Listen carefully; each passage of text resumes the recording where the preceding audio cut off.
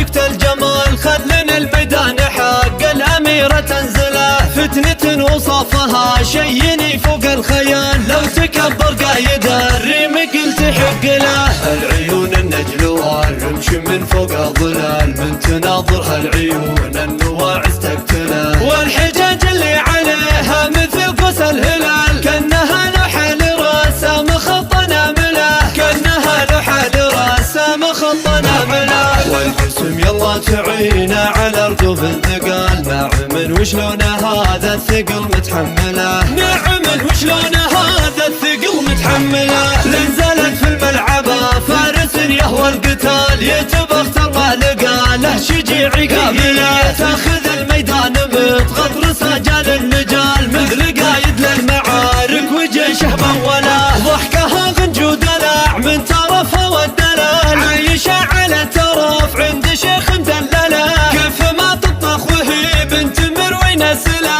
يمدحون خصامهم والركايب مقبله يمدحون خصامهم والركايب مقبله مدحوهم بفعولهم ما هي بقوله يقال في كرمهم والسطار يضربون الامثله في كرمهم والسطار يضربون الامثله تسحر قلوب المخالق بالسحر الحلال يفرحون بنظرة لو تكون مجامله لحظة ضمن المعازي ميزان الاحتفال يتعش بحضورها والمكان تجمله من سلالة أصيلة وصعبة المنال شفه حر شجاع وعالي